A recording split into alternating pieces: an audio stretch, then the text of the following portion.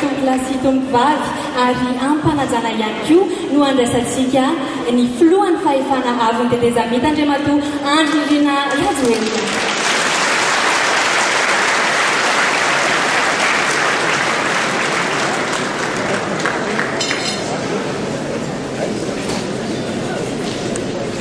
Ry vahoaka malagasy manerana ny nosy, 4 jona 2024 iraika amby 50 taona androany ny niverenany fahaleovan-tena ny Madagasikara. Izany hoe miditra amby 50 taona faharoa ny tantaran'ny firenena sy ny filohan-da iray manontolo. Noho izany dia arabaina ny ambany lanitra tratran'ny asaramanitra ary mosetry ny fifaliana izay erahantsika asio mariky ny fifandraisan-tanana ary mba hiarabaina ihany koa ny malagasy tsy vakivolo manerana ny nosy dia hiariteatsika tokolasy tokovavy.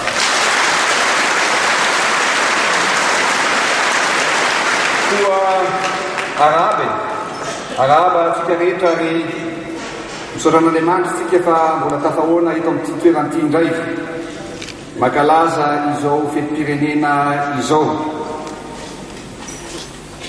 Arabaina ihany koa ianareo filohan-da tandroka arom-bozona ary nofofonareo androany fa tena ny manana maizy azy ny filohan-da malagasy tokolasy tokovavy.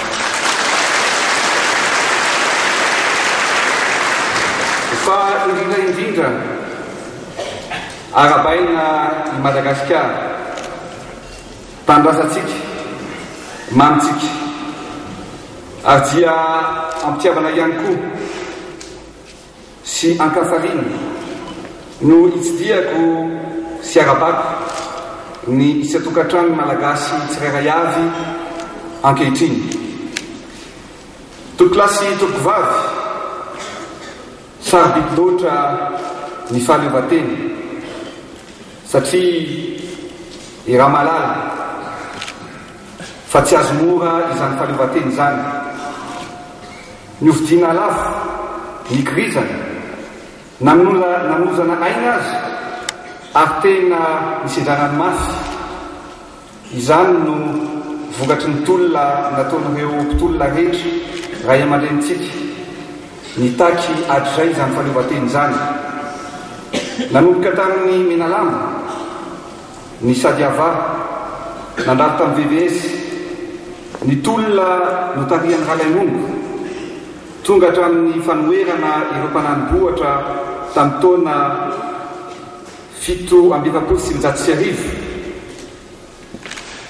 dia niaro ny firenena ary nitaky hatrany ny fahaleovan-tena ny ireo razantsika ary dia nanova ny sorona ny ainy azy satria dia mipetraka taopony izy ireo ny tombotsoa ambony ny firenena sy ny taranaka faramandimby. Izy amintsika moa tsy mahalala fa teo amin'ny tantara fa saro-piaro loatra ny malagasy amin'izany hoe fiandrianany firenena izany ka nanovana mihitsy aza ny aloko maty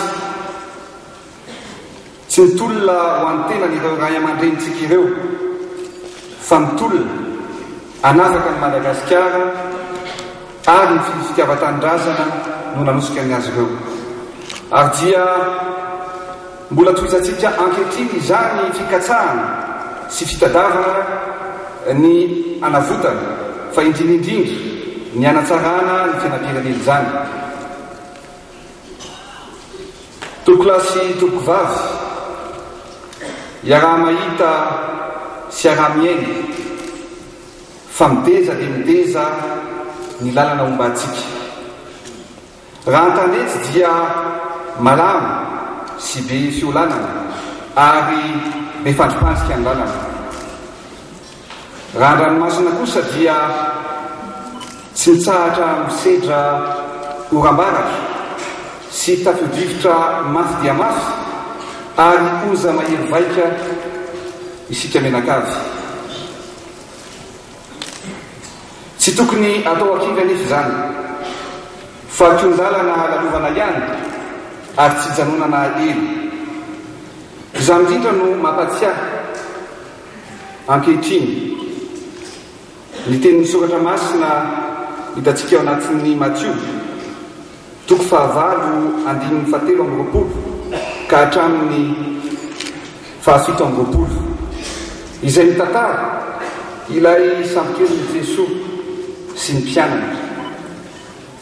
Satria rehefa miondrona tao an-tsambokely izy ireo dia indro nisy tafio-drivotra mafy dia mafy tonga tamin'ny ranomasina ka mila ho voasafotry ny alondrano ilay sambokely. Ny andro tamin'io alina, ny ranomasina manoza be ary mila ho difotra mihitsy aza ilay sambokely. Natahotra ireo mpianatry Jesosy ary nanatona azy ary nanao hoe tompo vonjeo fa maty izahay. Ary hoy izy tamin'izy ireo tamin'izany hoe nahoana no safotahotra ianareo ary aiza ny finoanareo? Dia nitsangana izy nampitony ilay rivo mahery sy ny ranomasina. Toy izany zavatra izany no iainany malagasy ankehitriny. Tsapaka ary fantatro fa mitebiteby, mitaitaina, very hevitra aza indraindray ary ila ho very tokony mihitsy azy eo anatrehany zava-misy ka mametra fampitaninany hoe ho rendrika reny sambo, ho tafita ve sa ho fefika. Dia mampatsiahany zany tantara zany ary te hilaza aminareo androany hoe tsarovy anefany fa rehefa manana finoana sy fanantenana isika ka mametraka ny fiainantsika eo am-pelatanan'Andriamanitra dia tsy maintsy ho tafita ary tsy maintsy ho avitra i Madagasikara tompoko lazy tompokivavy.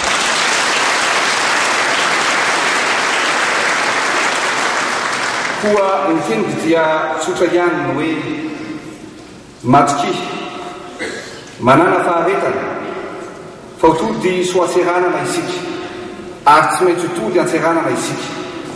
Mitaky firaisakina nefa zany ary mitaky fifanomezan-tanana ihany koa ary ny fampandrosoana ity firenena ity dia mitaky fikirizana ary indrindra fitiavan-tanindrazana.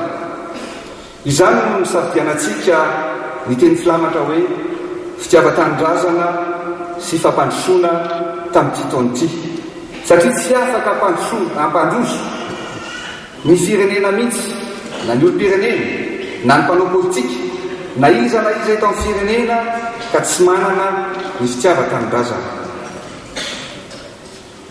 Ry malagasy namana, tsy maintsy miroso isika.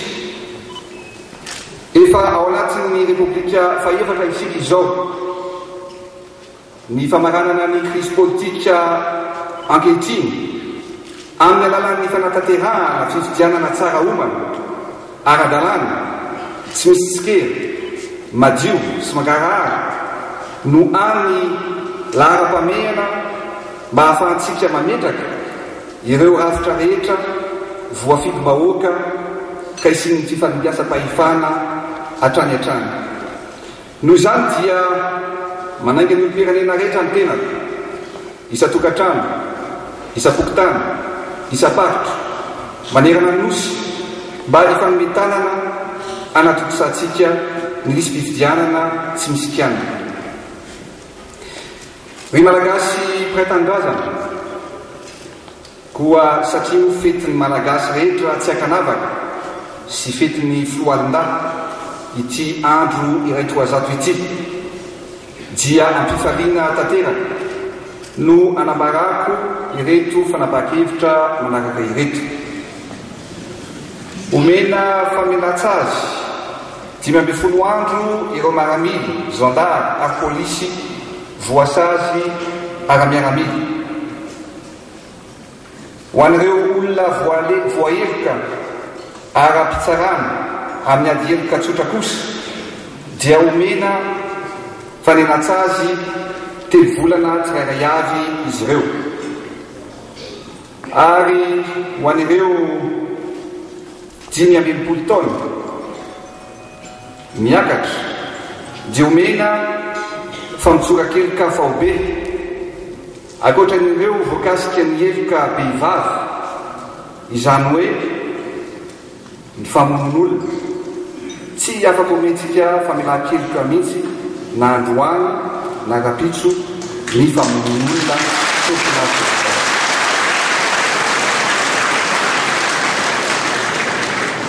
ary homaky ny fisaorana ny filohan-daty sy ny polisy dia omena iray andro fialan-tsasatra ireo rehetra izay nandray anjara sy ny karakara ny matso lehibe nanerana nosy androany.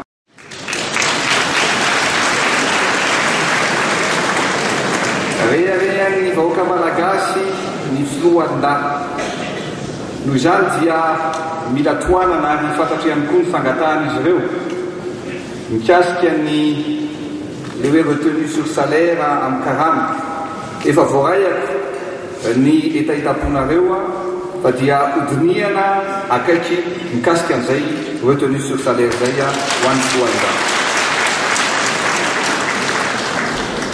Ery vahoaka malagasy namaka ny asan'ny fitiavan-tanindrazana miredareda ao-potsika ane no anazava ny lalana hodiavon'ny firenena malagasy ary tsy maintsy tafity ity nosy manitsika ity ho tanteraka ane sitrapon'Andriamanitra masina ny tanindrazana misaotra tompolay makasitraka tompolay.